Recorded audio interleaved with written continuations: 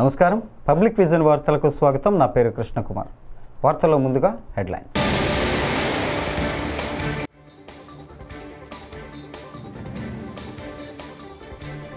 ప్రధాని మోదీకి శ్రీలంక మిత్ర విభూషణ పురస్కారం.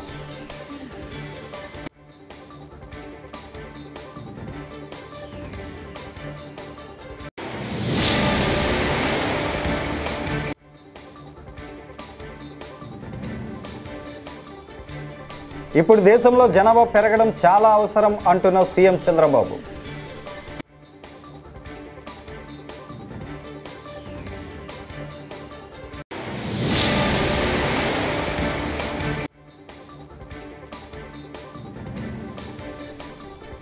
చరిత్రలో చంద్రబాబు ద్రోహిగా మిగిలిపోతాడంటున్న చెల్లిబోయిన శ్రీనివాస్ వేణుగోపాలకృష్ణ.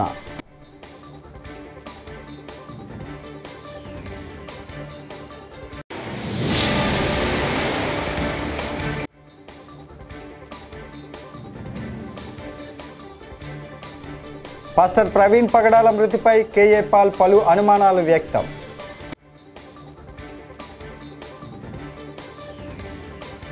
ఇక డీటెయిల్స్ చూస్తే భారత ప్రధాని నరేంద్ర మోడీకి మరో అరుదైన గౌరవం దక్కింది.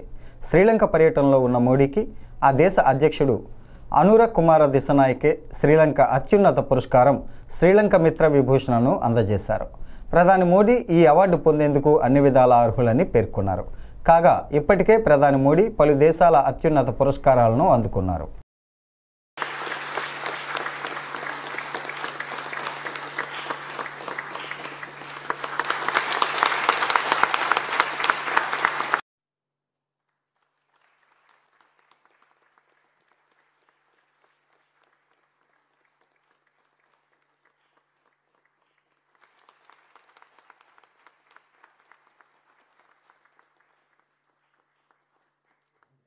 ఉమ్మడి కృష్ణా జిల్లా నందిగామ నియోజకవర్గంలో సీఎం చంద్రబాబు పర్యటించారు. బాబు జగజీవన్ రామ్ జయంతి సందర్భంగా ఏర్పాటు చేసిన ఓ కార్యక్రమంలో ఆయన ప్రసంగించారు. అప్పట్లో పరిస్థితుల దృష్ట్యా కుటుంబ నియంత్రణ పాటించమన్నానని, ఇప్పటి పరిస్థితుల నేపథ్యంలో దేశంలో జనాభా పెరగాల్సిన అవసరం చాలా ఉందని అన్నారు. లేకపోతే రాబోయే రోజుల్లో దేశంలో వృద్ధుల సంఖ్య పెరిగిపోతుందని అభిప్రాయపడ్డారు. అభివృద్ధి చెందిన దేశాల్లో ఇప్పుడు అదే సమస్యగా ఉందని తెలిపారు. ఈరోజు ఒక వినూత్నమైన కార్యక్రమంతో మేము ముందుకు వచ్చాను.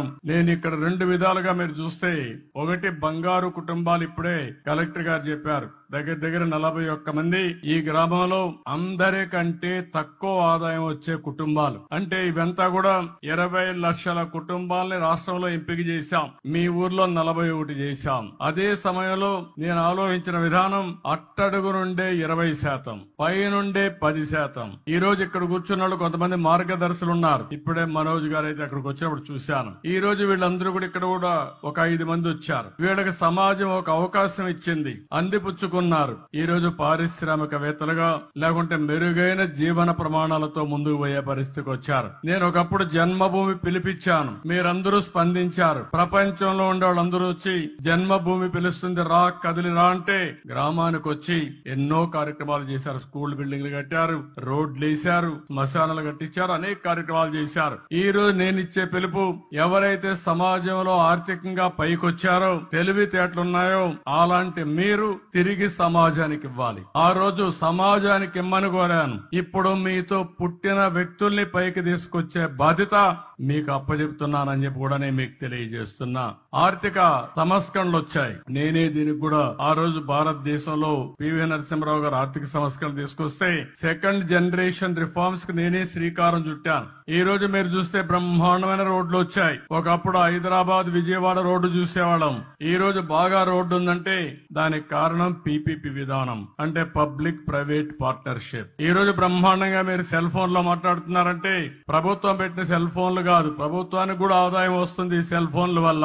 ప్రైవేట్ వ్యక్తులు సర్వీస్ ఇస్తారు, దాని వల్ల వాళ్ళకు లాభాలు వస్తున్నాయి, మీకు మెరుగైన సేవలు అందుతున్నాయి. కరెంటు విషయంలో గాని, అనేక విషయాల్లో, కాలేజీల విషయంలో గాని చాలా మంది ముందుకొచ్చి ఎన్ని పోయారు. కానీ ఈ రోజు పీపీపీ విధానంలో ఫ్యాక్టరీ పెట్టినా వాళ్ళు పైకి వచ్చారు, తప్పులేదు. ఈ రోజు సిఎస్ఆర్ కూడా పెట్టారు, కార్పొరేట్ సోషల్ రెస్పాన్సిబిలిటీ అని. కానీ కొన్ని కార్యక్రమాలు చేస్తున్నారు. కానీ ఈ రోజు నేను తీసుకున్న కార్యక్రమం మీరు చూస్తే, ఎప్పుడు ఎప్పుడు కూడా 20-30 సంవత్సరాల ముందే నేను ఆలోచిస్తాను. సమాజాన్ని అధ్యయనం చేస్తా ఉంటాను, ఎప్పటికప్పుడు అర్థం చేసుకుంటా ఉంటాను. నా ఆలోచన ఒకటే, భారతదేశంలో పుట్టిన ఏ వ్యక్తి గాని పేదరికంలో ఉండడానికి వీలు లేదు. పాస్టర్ ప్రవీణ్ పగడాల మృతిపై పలు అనుమానాలను వ్యక్తం చేస్తూ ప్రజాశాంతి పార్టీ అధ్యక్షుడు కేఏ పాల్ కీలక వ్యాఖ్యలు చేశారు. ఇది ముమ్మాటికి హత్యే అని, ఏప్రిల్ 24న రాత్రి 9:30 గంటలకు ప్రవీణ్ తన ఫోన్లో భార్యతో మాట్లాడాడని, అదే రోజు రాత్రి 11:30కు రాజమండ్రిలో చనిపోయారని చెప్పడం ఏంటని ప్రశ్నించారు. నాకు నా పవర్స్ ఉన్నాయి, నేను శపిస్తే బూడిదైపోయిన వాళ్ళు చాలామంది ఉన్నారు అంటూ సంచలన వ్యాఖ్యలు చేశారు. ప్రవీణ్ పగడాల హత్య విషయంలో ముందు నుండి నేను రేజ్ చేస్తున్న క్వశ్చన్స్ కరెక్ట్ అని ఇప్పుడు రుజువు అయిపోయింది. నెంబర్ 1, 9:30 గంటలకు 24వ తారీఖు రాత్రి ప్రవీణ్ పగడాల తన ఫోన్ నుంచి ఆయన హత్య ముందు కొన్ని సెకండ్లు మాత్రమే ఆయన వైఫ్తో ఫోన్ చేసి మాట్లాడారా లేదా? మరి 9:30కి విజయవాడలో ఉన్నానని చెప్పిన ప్రవీణ్ పగడాల 11:30కి రాజమండ్రి ఎలా చేరుకున్నాడు? సైరన్ వెహికల్ ఉన్న నా వెహికలే 3 గంటలు పడుతుంది ఒకవేళ పోలీస్ వెహికల్ వెళ్ళాలంటే. నా పవర్స్ నాకున్నాయి, నా ఫండమెంటల్ రైట్స్ నాకున్నాయి, నా దేవుడు నాకున్నాడు. నేను శపిస్తే బూడిదైపోయిన వాళ్ళు చాలామంది, 7 మీకు తెలుసు, రాజశేఖర రెడ్డితో సహా. ట్రంప్కే దిక్కు లేదు, లైన్లో పడ్డాడు. ఈ విషయం నాకు మద్దతు ఇస్తున్నాడు. ప్రవీణ్ పగడాలని బ్యాడ్ నేమ్ చేసి ఆడు తాగేశాడు, ఆడు పడిపోయాడు, ఆడు మందుగాడు అని మీరు దూషిస్తారా? రాష్ట్ర జీవనాడి పోలవరం ప్రాజెక్టును బ్యారేజీగా మార్చే కుట్రకు చంద్రబాబు పాల్పడుతున్నారని మాజీ మంత్రి వైఎస్ఆర్సీపీ తూర్పుగోదావరి జిల్లా అధ్యక్షుడు శ్రీనివాస వేణుగోపాలకృష్ణ మండిపడ్డారు. రాజమహేంద్రవరంలో మీడియాతో మాట్లాడుతూ తన స్వార్థ ప్రయోజనాల కోసం పోలవరం ఎత్తు తగ్గించేందుకు కేంద్ర ప్రభుత్వం వద్ద చంద్రబాబు రాజీ పడ్డారని ఆగ్రహం వ్యక్తం చేశారు. నాకు సుదీర్ఘ అనుభవం ఉందని చెప్పినటువంటి చంద్రబాబు నాయుడు గారు ఈ రాష్ట్ర అవసరాల గురించి కనీస ప్రస్తావన కూడా చేయకుండా, విభజించబడేటువంటి రాష్ట్రంలో ఆంధ్రప్రదేశ్కు సంబంధించిన అవసరాల గురించి కనీసం శాసనసభలో చర్చ జరిగే సమయంలో పాల్గొన్నా కనీసం ప్రస్తావన చేయనటువంటి చంద్రబాబు నాయుడు గారు రాష్ట్ర విభజనకు కారణమయ్యి ఈ రాష్ట్ర ప్రజలకు తీరని ద్రోహం చేసినటువంటి వారిలో మొదటివాడు. కాంగ్రెస్ పార్టీ విభజించేటువంటి సమయంలో ఈ రాష్ట్ర అవసరాలకి ప్రధానంగా తీర్చగలిగినటువంటి జీవనాడి పోలవరం కేంద్ర ప్రభుత్వమే నిర్మిస్తుందని, కేంద్ర ప్రభుత్వ ఆధీనంలో పోలవరం నిర్మాణం జరుగుతుందని ఆ రోజు విభజన చట్టంలో పేర్కొన్నటువంటి అంశం. కేంద్ర ప్రభుత్వం రాష్ట్రాన్ని విభజించిన తర్వాత 2014లో చంద్రబాబు నాయుడు గారు అధికారంలోకి వచ్చాడు. అధికారంలోకి వచ్చిన తర్వాత తను తీసుకున్నటువంటి స్వార్థపూరిత నిర్ణయం ఏమిటంటే పోలవరం నిర్మాణం రాష్ట్ర ప్రభుత్వం చేపడుతుందని కేంద్రాన్ని ఒప్పించడం. దానికి ఏది తాకట్టు పెట్టాడు? ప్రత్యేక తరగతి హోదా. పోలవరం నిర్మాణం రాష్ట్ర ప్రభుత్వం నిర్మిస్తుందని చెప్పడానికి ప్రత్యేక తరగతి హోదాను వదులుకున్నటువంటి చంద్రబాబు నాయుడు గారు అక్కడ ఒకసారి ఈ రాష్ట్ర ప్రజలకు తీరని ద్రోహం చేశాడు. ప్రత్యేక తరగతి హోదా సాధనని పక్కన పెట్టి పోలవరం నిర్మాణం తాను చేపడతానని చెప్పడం వల్ల జరిగినటువంటి నష్టాన్ని గురించి ఒకసారి మనం మాట్లాడుకున్నట్లయితే, పోలవరం నిర్మాణం రాష్ట్ర ప్రభుత్వం చేపట్టిన తర్వాత సరైన రీతిలో తీసుకొని నిర్ణయాల వల్ల, అంటే ఇంజనీరింగ్ పరిజ్ఞానం లేనటువంటి వారు కూడా ఆలోచన చేయగలుగుతారు. ఎందుచేతనంటే ఒక ప్రవాహం ఉంది, ఆ ప్రవాహాన్ని అదుపు చేయాలి. అదుపు చేస్తే పై ప్రాంతాలు ముంపుకు గురవుతాయి. ముంపుకు గురైనటువంటి ప్రవాహం నుంచి కిందకి నీరు వెళ్ళటానికి పోలవరం నిర్మాణంలో స్పిల్వే అనేటువంటిది మొట్టమొదటిగా నిర్మించాల్సినటువంటి ప్రాధాన్యత అంశం. ఆ స్పిల్వే నిర్మాణంలో ఎక్కడ చొరవ తీసుకోలేదు. చొరవ తీసుకోకుండా కేవలం తనకు కలిసి వస్తుందనేటువంటి ఆలోచనతోటి upper coffer dam, lower coffer dam ఈ రెండు పూర్తి కావాలి. అప్పర్ కాపర్ డ్యామ్ పూర్తి కావాలంటే స్పిల్వే ప్రధానమైనటువంటిది. లోయర్ కాపర్ డ్యామ్ ప్రారంభించేశారు, అప్పర్ కాపర్ డ్యామ్ ప్రారంభించేశారు. మధ్యలో డయాఫ్రామ్ వాల్ వేసేశారు. డయాఫ్రామ్ వాల్ వేసి వరదలు వచ్చే సమయానికి అప్పర్ కాపర్ డ్యాంలో స్పిల్వే లేని కారణం చేత 2 గ్యాప్స్ వదిలితే హెవీగా వచ్చినటువంటి వాటర్ ఫ్లడ్ టైంలో ఈ ఏదైతే కాపర్ డ్యామ్ ఉందో ఆ కాపర్ డ్యామ్ మీద ప్రెజర్ పడి కవర్స్ అయిపోయాయి. ఆ నష్టానికి కారణం ఎవరు? చంద్రబాబు నాయుడు గారు కాదా? రాష్ట్ర ప్రజలు ఆలోచించాలి. తన తీసుకున్న నిర్ణయం వల్ల కాదా? కనీసం అప్పర్ కాపర్ డ్యామ్ నిర్మాణం జరిగే టైంకి స్పిల్వే కనుక నిర్మించకపోతే ఈ నష్టం జరుగుతుందనే ఆలోచన లేదా? జరిగింది.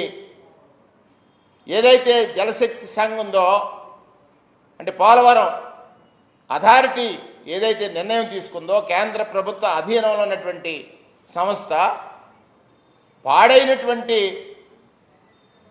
కాపర్ డ్యామ్ని ఎలా నిర్మించాలనేటువంటి దాని మీద జరిగిన జాప్యం, దాన్ని ప్రతిపక్షం మీద నెడుతున్నాడు. 2019లో జగన్మోహన్ రెడ్డి గారు అధికారంలోకి వచ్చిన తర్వాత జరిగినటువంటి నష్టాన్ని ఎలా నివారించాలి? ఖచ్చితంగా 45.72 అడుగులు ఎత్తు నిర్మాణం జరిగితేనే ఈ రాష్ట్ర ప్రయోజనాలకి పోలవరం పూర్తిగా న్యాయం చేసినట్టు ఉంటుందని కేంద్ర ప్రభుత్వాన్ని ఒప్పించాడు ఆయన.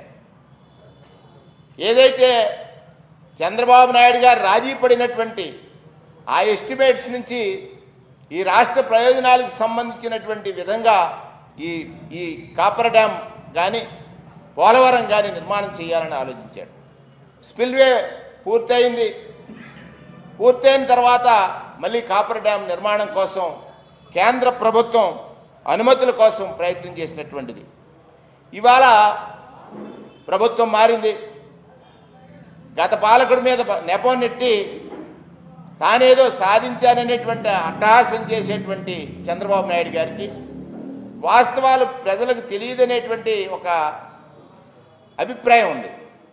వాస్తవాలు ఇవి.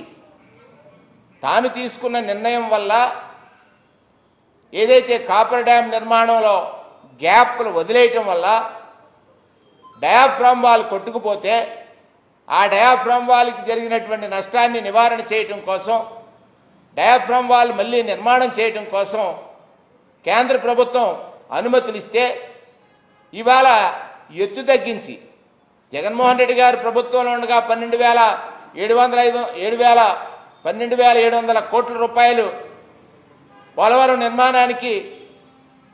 నిర్మాణం చేసినటువంటి బాకీలను తీర్చేటువంటి పరిస్థితి, నిర్మాణం చేయడానికి మళ్ళా ఇచ్చినటువంటి పరిస్థితి ఉంటే మీ మంత్రుల చేత ఏం మాట్లాడిస్తారు? పోలవరం పాస్టర్ ప్రవీణ్ మరణించి 14 రోజులైన పోస్టుమార్టం రిపోర్టు ఎందుకు రాలేదని అమలాపురం మాజీ ఎంపీ హర్షకుమార్ ప్రశ్నించారు. శనివారం ఆయన మీడియాతో మాట్లాడుతూ ప్రవీణ్ భార్య ప్రభుత్వంపై నమ్మకం ఉందని చెప్పడంతో తమకు ఏం కాదని ప్రభుత్వం భావిస్తోందా? పోలీసు విచారణ యాక్సిడెంట్ కోణంలోనే విచారణ చేస్తున్నారు. యాక్సిడెంట్గా చూపెట్టడం కోసం 24 గంటలు పోలీసులు ప్రయత్నిస్తున్నారు అని అన్నారు. ఛానల్స్లో వచ్చినాయన్ని ఫేక్ వీడియోలు, దానికి పోలీసులకు రిలీజ్ చేసిన వీడియోలకి సంబంధం లేదని ఐజీ చెప్పాడు. ఐజీని కూడా ఫేక్ అని ఎలాగడుగుతారా? ఎలాగా ఫేక్ అని చెప్తారని అడగండి. ఐజీ చెప్పిన మాటలే నేను చెప్తున్నాను. నేను సొంతంగా చెప్పిన మాటలు ఏం లేవు. ఇంకా హత్యని నేను ఎందుకు డౌట్ పడుతున్నాను? ప్రతి మానవుడికి, ప్రతి వాడికి కూడా అనుమానించే ఇది ఉండాలి, ప్రశ్నించే హక్కు ఉండాలి. అదే మన భారతదేశం సెక్యులర్ విధానం. ఇక్కడ జరుగుతున్నది ఏంటి? నేను హత్య అని అనుకుంటున్నాను, వాళ్ళు యాక్సిడెంట్ అని అనుకుంటున్నారు. నేను ఈ డౌట్ ఎక్స్ప్రెస్ చేసినప్పుడు ఇది హత్య కాదు, ఇది యాక్సిడెంట్ అని ప్రూవ్ చేయాలి 14 రోజుల్లో. లేదంటే హత్య మీద దర్యాప్తు చేయాలి. ఎందుకు నేను హత్య అనుకుంటున్నాను? తల మీద దెబ్బలు చెప్తున్నాను కదా, తల మీద దెబ్బలు ఉన్నాయి, ముఖం మీద దెబ్బలు ఉన్నాయి, ప్రతి చోట దెబ్బలు ఉన్నాయి. అటువంటిప్పుడు యాక్సిడెంట్ ఎలా అవుతుంది? హెల్మెట్ పెట్టుకున్నవాడికి తల మీద దెబ్బలు ఎలా వస్తాయి? పోస్ట్ మార్టం రిపోర్ట్లో కూడా నాకు కాన్ఫిడెన్షియల్గా తెలిసింది సస్పీషియస్ ఏంటంటారు సస్పీషియస్ ఇంజురీస్. తర్వాత ఈ ఫేక్ వీడియోల్లో అతన్ని క్యారెక్టర్ అసాసినేషన్ చేయడానికి మందులు కొన్నాడని చెప్పి లిక్కర్ కొన్నాడని రకరకాల వీడియోలు వచ్చింది. నేను అన్నాను లిక్కర్ కొంటే తప్పేముంది, తప్పేం కాదు కదా అని చెప్పాను. కానీ అతను లిక్కర్ తాగడంట. చాలామందిని అడిగాను లిక్కర్ తాగడంట, లిక్కర్ తాగి క్వశ్చనే లేదు, అతను లిక్కర్కి అలవాట్లేదు అని చెప్పారు. ఇప్పుడు ఆ ఫేక్ వీడియోలు ఆ రకంగా వాళ్ళు చెప్పారు. అప్పుడు మీకు ఒక హత్య కేసు కానీ ఏదైనా కేసు దర్యాప్తు చేస్తున్నప్పుడు 100 మందిని నమ్మించాలి. 99 మంది నమ్మి ఒకళ్ళు నమ్మితే అది ఇదవ్వదు. ఇది సుప్రీంకోర్టు జడ్జిమెంట్లో చెప్పింది. సో దాట్ మీరు దాని ప్రకారం మీరు నాకు కూడా కన్విన్స్ చేయండి, ఇది హత్య అని ప్రూవ్ చేసి చెప్పండి. నాకే కాదు ప్రజానికాన్ని అందరికీ హత్య అని చెప్పండి, లేదంటే యాక్సిడెంట్ అని చెప్పండి. ఇగో యాక్సిడెంట్ అని ఇంది ఏమీ అనౌన్స్ చేయకుండా సస్పిషియస్ డెత్ అని చెప్పి 14 రోజులు పెట్టుకుంటారు. ఓ పక్కేమో యాక్సిడెంట్ అని ప్రచారం చేస్తూ. దర్శకుడు రాజమౌళి చేసిన ఒక ట్వీట్తో తన జీవితానికి బంగారు బాటలు పడ్డాయని నటుడు సంపూర్ణేష్ బాబు గుర్తు చేసుకున్నారు. తన తొలి చిత్రం హృదయ కాలేయం విడుదలై 11 ఏళ్లు పూర్తయిన సందర్భంగా తనను ఆదరిస్తున్న ప్రేక్షకులకు అవకాశాలు ఇచ్చి ప్రోత్సహించిన దర్శక నిర్మాతలకు కృతజ్ఞతలు తెలిపారు. ప్రేక్షకులను అలరించేందుకు మరిన్ని మంచి చిత్రాలతో సిద్ధమవుతున్నట్లు ఆయన తెలిపారు. ఎక్కడో చిన్న పల్లెటూరు ఒక మధ్యతరగతి కుటుంబంలో పుట్టి బంగారు ఆభరణాలు తయారు చేసుకునే నన్ను సినిమాల మీద ఎంతో మక్కువ ఉన్నటువంటి లక్షలాది మందిలో నేను ఒకరిని. అలాంటిది ఒక సినిమా హృదయకాలయం అనే ఒక సినిమా తీసి ఆ సినిమా ద్వారా ఒక స్టార్డమ్ ఇచ్చి నా పేరు మీద సంపూర్ణేష్ బాబు అనే పేరు మీద ఒక సాంగ్ రాయించి ఇలాంటి ఛాంబర్లో ఎప్పుడో కానీ ఏదన్నా అకేషన్ ఉంటే కానీ రాలేనటువంటి ఎంతో మందిలో నేను ఒక్కడిగా ఇవాళ ఈ ఛాంబర్లో ఈ ప్రెస్ మీట్ పెట్టేంత స్థాయికి తీసుకొచ్చింది నేను దైవంగా భావించే ఒక అన్నగా భావించే రాజేష్ అన్న. నా పేరు మార్చి అప్పటి నుంచి నా జీవితంలో చాలా మార్పులు. ఆటోలలో తిరిగే నన్ను ఫ్లైట్లలో దింపే రేంజ్కి తెచ్చిండు. నేను వాడుతున్నటువంటి కారు కూడా నిజంగా నేను ఎప్పుడైనా కొననా అనుకున్నది ప్రతిదీ 11 సంవత్సరాల కింద స్టార్ట్ అయినటువంటి జర్నీ ఇప్పటి వరకు నా జర్నీలో అన్ని అద్భుతాలే. వెనక్కి తిరిగి చూసుకుంటే నరసింహాచారికి సంపూర్ణేష్ బాబుకు తేడా ఏంటంటే నక్కకు నాగలోకానికి ఉన్నంత తేడా అనుభవిస్తున్నా. ఇదంతా ఇచ్చినటువంటిది రాజేష్ అన్న. రాజేష్ అన్నకు నా లైఫ్ ఉన్నంత వరకు నేను రుణపడి ఉంటా. మా ప్రయత్నానికి సపోర్ట్ చేసినటువంటి మొదటి గురువు అంటే మొదటి సపోర్ట్ చేసి మా భుజం తట్టిన వ్యక్తి ఎవరు అని అంటే గురువు గారు రాజమౌళి గారు. సార్ మీకు శిరస్సు వంచి నమస్కరిస్తున్నాను సార్. ఒకరోజు మీరు ఒక ట్వీట్ వేసి నా జీవితాన్నే మార్చేశారు. ఈ 11 ఏళ్ళు సుదీర్ఘంగా హాయిగా ప్రశాంతంగా జరిగిపోయింది. అలాగే మా హృదయకాలంకు పనిచేసినటువంటి డైరెక్షన్ డిపార్ట్మెంట్ కానీ మహేష్ అన్న, చైతన్య అక్క, కత్తి గారు లేరు ఇప్పుడు మన మధ్యలో, అది బాధాకరం. చాలామంది ఆర్టిస్టులు, Joshua master, dance master, Hari master, వీళ్ళందరికీ నా తోటి నటించిన ఆర్టిస్టులందరికీ పేరు పేరున ధన్యవాదాలు. ఆ టైంలో సపోర్ట్ చేసినటువంటి ఇంకొంతమంది వాళ్ళందరికీ ప్రత్యేకంగా పేరు పేరున నా ధన్యవాదాలు. తమ్మారెడ్డి సార్, మారుతి సార్, సందీప్ కిష్ణన్న, ఇలా చాలామంది సపోర్ట్ చేశారు కాబట్టి నేను ఈరోజు ఇక్కడ కూర్చోగలుగుతున్నా. చాలా హ్యాపీ అండి. ఒక మట్టిలో మాణిక్యంలాగా నన్ను ఈ స్థాయిలో నిలబెట్టారు. ఈ ప్రెస్ మీట్కి మెయిన్ కారణం ఏంటంటే 11 వసంతాలు పూర్తి చేసుకున్నాం. ఓ 10-12 సినిమాలు హీరోగా చేసా, ఓ 10-15 సినిమాలు చిన్న క్యారెక్టర్లు చేసా చాలా సినిమాలలో. చాలా హ్యాపీ. 11 సంవత్సరాల శుభాకాంక్షలు నేను మీకు తెలియజేస్తున్నా. ఎప్పటికీ మీ ప్రేమ అనురాగాలు మా మీద ఇలాగ ఉండాలని చెప్పేసి మనస్ఫూర్తిగా కోరుకుంటూ సదా మీ ప్రేమకు బానిస మీ సంపూర్ణేష్ బాబు. సోదర అనే ఒక సినిమా రిలీజ్కుంది. నేను సంజేష్ నటించినటువంటిది. మోహన్ డైరెక్టర్. అది ఆ సినిమా ఈ నెల 25వ తారీఖున కూడా మీ ముందుకు వస్తుంది. ఒక చిన్న నటుని ఆశీర్వదించిన మీ అందరూ సోదర మూవీని కూడా ఆదరిస్తారని మనస్ఫూర్తిగా కోరుకుంటూ థ్యాంక్ యూ. తిరుమల శ్రీవారిని ప్రముఖ సినీ దర్శకుడు నాగాశ్విన్ దర్శించుకున్నారు. శనివారం వేకువజామున ఆయన కుటుంబ సభ్యులతో కలిసి శ్రీవారి సుప్రభాత సేవలో పాల్గొన్నారు. టీటీడీ అధికారులు ఆయనకు స్వాగతం పలికి దర్శన ఏర్పాట్లు చేశారు. దర్శనం అనంతరం నాగాశ్విన్కు ఆలయ అధికారులు స్వామివారి తీర్థప్రసాదాలను అందజేశారు.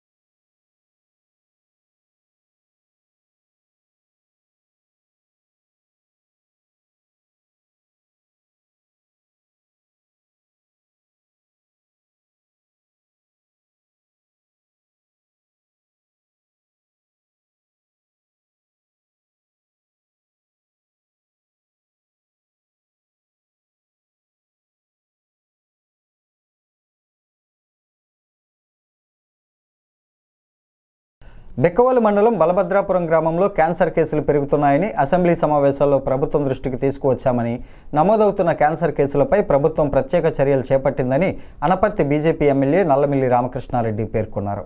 ది రాజమండ్రి ప్రెస్ క్లబ్లో శనివారం ఆయన మీడియాతో మాట్లాడుతూ కొంతమంది జిల్లా స్థాయి అధికారుల వల్ల కాస్త జాప్యం జరుగుతోందని, వారు పాత నివేదికలను ప్రభుత్వానికి పంపించి తప్పుదోవ పట్టించడానికి ప్రయత్నిస్తున్నారని తెలిపారు. బలభద్రాపురం గ్రామంలో రంగరాయ మెడికల్ కళాశాల వైద్య బృందం 1295 మందికి క్యాన్సర్ స్క్రీనింగ్ పరీక్షలు నిర్వహిస్తే వారిలో 62 మందికి నిర్ధారణ అయిందన్నారు. ఇది జాతీయ క్యాన్సర్ యావరేజ్ కంటే 6 రెట్లు అధికమని అన్నారు. క్యాన్సర్ వ్యాప్తిలో ఆంధ్రప్రదేశ్ చాలా అట్టడుగున ఉన్నప్పటికీ ఇక్కడ మాత్రం ఎందుకు కేసులు పెరుగుతున్నాయో తెలుసుకోవాల్సి ఉందని అన్నారు. గ్రామంలో ఇంకా 8700 మంది ప్రజలు ఉన్నారని, వారందరికీ స్క్రీనింగ్ పరీక్షలు నిర్వహించాలని కోరారు. తప్పనిసరిగా కేంద్రం దృష్టికి ఎప్పుడైతే నేషనల్ మీడియా ముందస్తు చర్యలు అదే నీరు నుంచి వచ్చారు కదా, నీరు నుంచి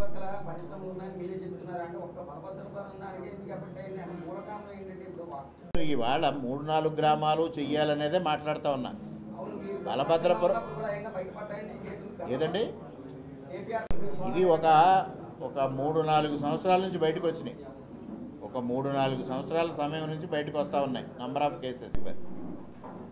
ఐసీఎంఆర్ని అడ్రస్ చేస్తాను.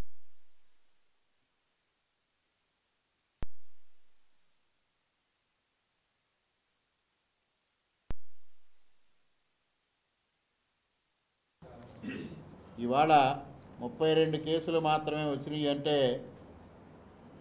ఏదైతే భారతదేశంలో అత్యధికంగా క్యాన్సర్ కేసెస్ నమోదవుతున్న రాష్ట్రం కేరళ రాష్ట్రం ఉందో, ఆ కేరళ రాష్ట్రం యావరేజ్ కన్నా బలభద్రపురం గ్రామంలో డబల్ ఉంది.